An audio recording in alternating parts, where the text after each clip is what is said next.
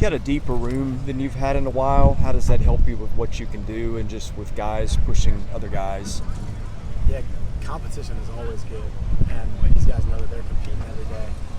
The great part about this group is that there's a bunch of veterans now, so these are guys that have played since they were freshmen and sophomores and maybe experienced some growing pains those first couple years, but all that's kind of paying off now. So the juniors, the seniors especially, those guys take ownership, and we feel like the standard of our unit doesn't change whether you're number 1 or number 8 in the group. So the different skill sets too is awesome because each guy is a little bit different, and there's obviously versatility is at a premium at linebacker, so being able to cover, rush, run, stop, all that stuff. And I feel like all of our guys have good awareness in all those areas and good skill set in all those areas, but different guys having different skill sets, different body types definitely helps in certain personnel packages. So we're excited about unleashing everybody this year. Does that expand your call sheet a little bit too? Yeah, I think so. Anytime that you have guys that can do multiple things in multiple personnel groups, you can start doing stuff in one personnel group that you normally wouldn't see because those guys are capable of doing that stuff. So that for sure helps. Yeah. I know building up depth is something you guys have kind of put your mind to for a long time, especially defensively, a couple fillings since it's seen in your room. It's cool. It's like I said, there's been a little bit of labor pains in the past to get to this point, but and it's a testament to all the guys that have stayed here. We've been able to retain a bunch of guys that I'm sure had opportunities elsewhere. They're part of the brotherhood. They love it here, and they want to be part of this mission. To win. So it's been awesome to see that. And really, from an individual standpoint, like each guy's been on a different progression line, and being able to see a guy go from maybe his first year never having played linebacker, and then all of a sudden now going into their 4th year, like they're ready to compete at a high level in the SEC. It's awesome to see. So, where's Bryce Cowan in terms of his development and just getting better at the knowing where he needs to be and those things? Yeah, Bryce he's one of those guys that when he first came in, high school safety, had never played linebacker before. There's a run play and he's backing up. He just wasn't used to it, but his traits are excellent. He's big, he's athletic, he's physical, and just over the course of time, he's worked his butt off to become a dude, really. And we're so excited for that because he's gone from a guy who, hey, maybe baby steps, his freshman year, sophomore year, role on special teams, junior year, role on special teams, increased role on defense, and now it's time to unleash him fully on all aspects of the game. So I'm so excited for him because he, like I said, he's worked his butt off to get there. And there have been, minor setbacks along the way, but every time he's been back into a corner, he's fought out of it. And that's a testament to him, that's a testament to his background, and that's what makes it really fun is to see a guy like that, come to fruition because that you've seen it in him from the beginning. It's just taken a little bit while to get it all out of him. But he's shown that he can be an impact, even his sophomore year, pick 6 against Auburn, junior year, obviously the ST stuff, that play against LSU on kickoff, and then he had a few really good plays on defense as well. And now it's just a matter of being able to, fully realize that production this year. Talk about the depth in the room. He feels like a guy that could have gone elsewhere and started. If he chose to do that, he stayed.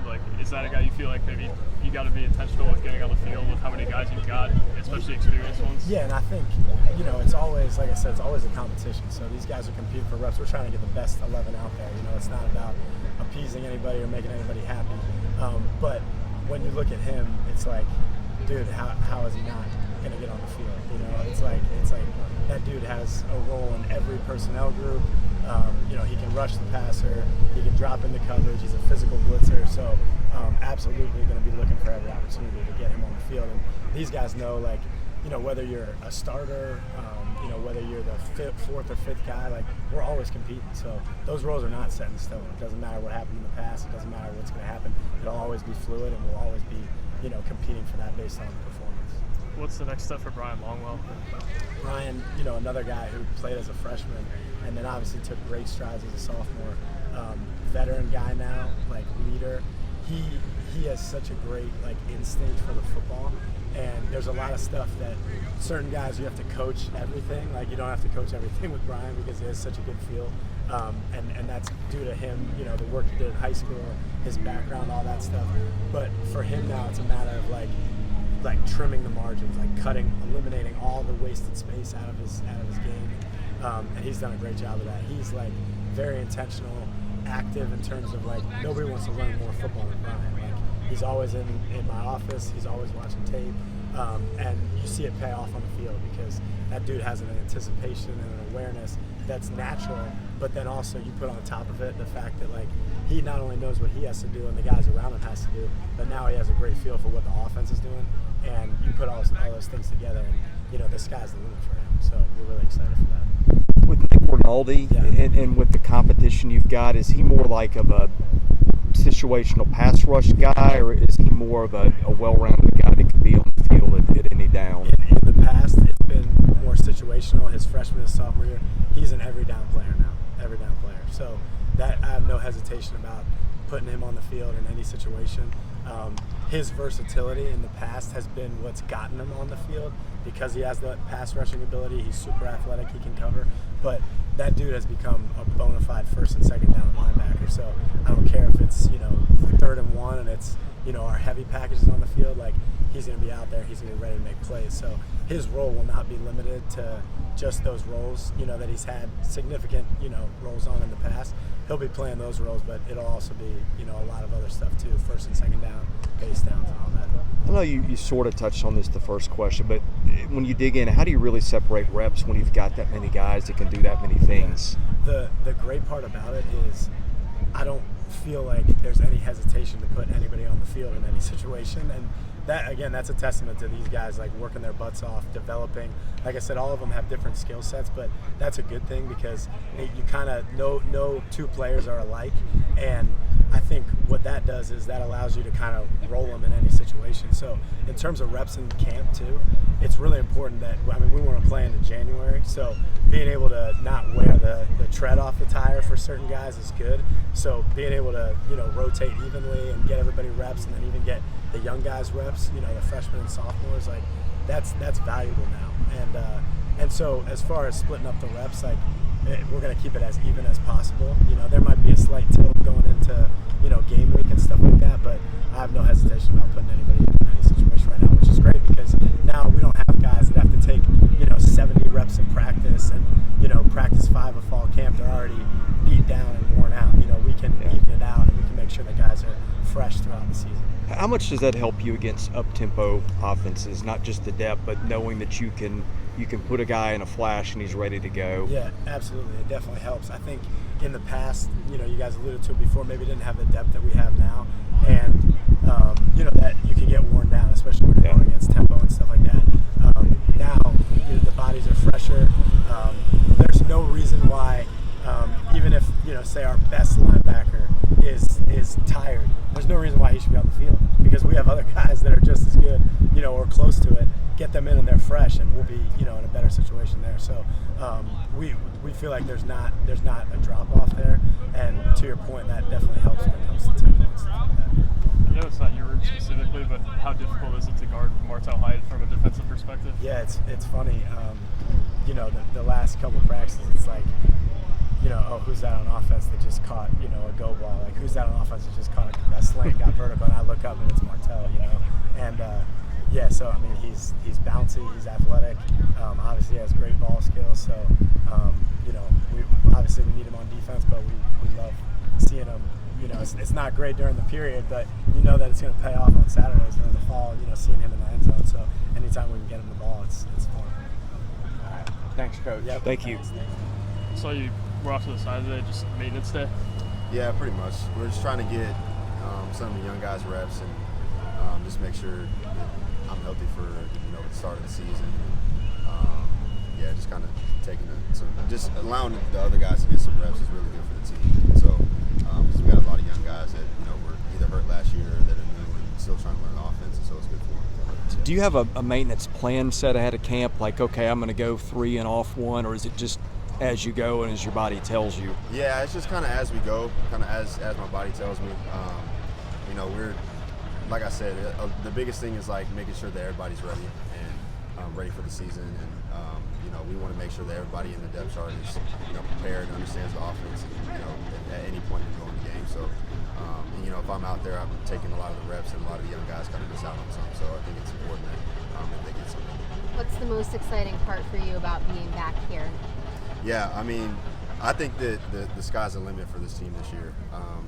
I think that this is by far the most talented team that we've had in a while. The coaches attest to that, and it's just talent all over the board, deep at every single position.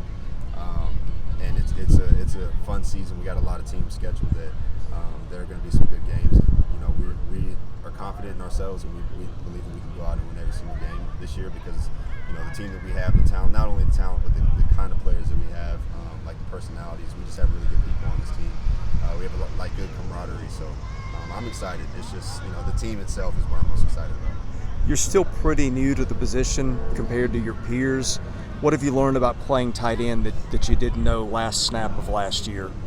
Yeah, I'm still learning pretty much every single part of the position, every single day. Like you said, I've only been playing the position for like 2 years, maybe like a year and a half, really. And so it's every single day just learning techniques, details in the route running game, details in the blocking game. And I'm learning from my coaches, some of the people in my position group. Like Cole is, he's been playing the position for a long time, so I learned a lot of stuff from him. And, just any resources that I have. I watch a lot of film and kind of study some NFL guys and some other college guys that were really good in college as well. So I'm just trying to soak up as much information as I can. You could have gone to the NFL last year, so being back here, what do you think you can do to help you, take the next step as an NFL prospect this year? Yeah, so I think that one just aspect of it is putting some weight on. I think that I've kind of been, from what I've heard, it's like people say that I'm kind of light in the tight end game, which is true. I have some I guess space to put on some weight, so I've just been working on that. And I've gained a lot of weight this offseason. So and then like I said, just watching a lot of film and learning every single aspect of my game. It's a blessing to be able to be recognized in the ways that I have, but it's every single day. It's just honing in my craft and learning as much as I can because I'm so new to it. So I'm trying my best to be as technical as I can in the blocking game and the route running game, understanding the offense, understanding defense, all of that. So You've been credited with being sort of spiritual mentor to Diego. Can you just talk about his growth as a person, say, over the last year? Yeah, I guess that's humbling that you would say that. I appreciate that. But it's really just Diego is he's got a great heart and he's a great kid. And the whole idea of Christianity and following Christ was kind of new to him. It was something that he had, he didn't grow up around it. He didn't, really grow up going to church. And so when I got put in his life, and not just me, but others as well, at our team in New Mexico State, our team here, our chaplains, everybody just pouring into him. I think it's, when the Holy Spirit starts taking effect in somebody, it can do drastic things. And so it's amazing to see what the growth Diego has had in his faith, and it's just how it's affected his personality, how he lives every single day. So, where do you see him being different than he was, say, this time a year ago? Say it again. Where do you see him as being maybe a different person than he was this time a year ago? Yeah, I think he's just a lot more focused. I think that he's kind of eliminated some of the distractions in his life, and he's so focused on what is important. Whether that be his faith, whether that be football, whether that be school, whatever it is, he's just a lot of the distractions in his life he's starting to get rid of, and he's gotten on a really good schedule, and he's really disciplined, and so it's really cool to see just someone growing up and taking a form like that. So thank you. How's competition helped your room and maybe even pushed you so far in camp? Oh yeah, competition's major in that room. It's nice because there's no guy who couldn't start at least somewhere in the SEC, and I believe that wholeheartedly. I believe we all start somewhere in the SEC, and so having to start above guys who can start other places is always a constant battle. And a lot of times, like, I like to watch other guys who are maybe better at one thing or another and see how they do it, how they get to their technique, and what they do to make them successful at that. So it pushes me and improves me a lot. What's the next step in your development?